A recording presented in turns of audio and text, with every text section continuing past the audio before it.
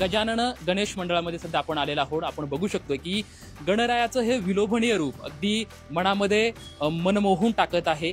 मंगलमयी चैतन्यमयी आनंदमयी अशा वातावरणामध्ये खरं तर हे गणपती बाप्पा या ठिकाणी आकर्षक अशा महलामध्ये विराजमान झालेले आहेत। या गणेश मंडळाची जवळपास 86 वर्षाची ही परंपरा आहे। यावर्षीचं हे 86वे वर्ष आहे आणि विविध नाविन्यपूर्ण उपक्रम राबवण्याची जी परंपरा आहे ती या गणेश मंडळाने सातत्याने जपून ठेवली आहे। या गणेश मंडळाचे पदाधिकारी सध्या गणेशोत्सवाचे उत्सव प्रमुख आपल्या सोबत आहेत। यावर्षीचं तुमच्या गणेशोत्सवाचं काय वेगळंपण आहे? यावर्षी आम्ही हा गजानन महाल स्थापन केलेला आहे।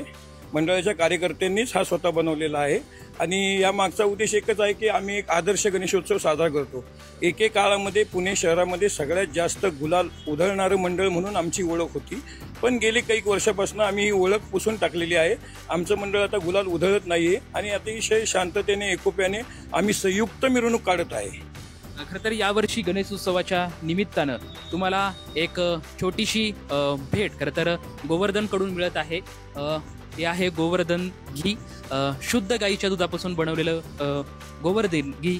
या गणेशोत्सव खरं तर गोवर्धन घीच्या सोबत तुम्ही साजरा करावा। तुम्हाला गणेशोत्सवाच्या खूप खूप शुभेच्छा। धन्यवाद धन्यवाद। TV9चे आम्ही आभार मानतो, तसेच गोवर्धनचे सुद्धा आभार मानतो की गणपती उत्सवामध्ये आपण आम्हाला गाईचं तूप दिलं, कारण का आमच्या गणपती बाप्पांचा दिवा जो असतो तो गाईच्या तुपातनंच आम्ही करत असतो।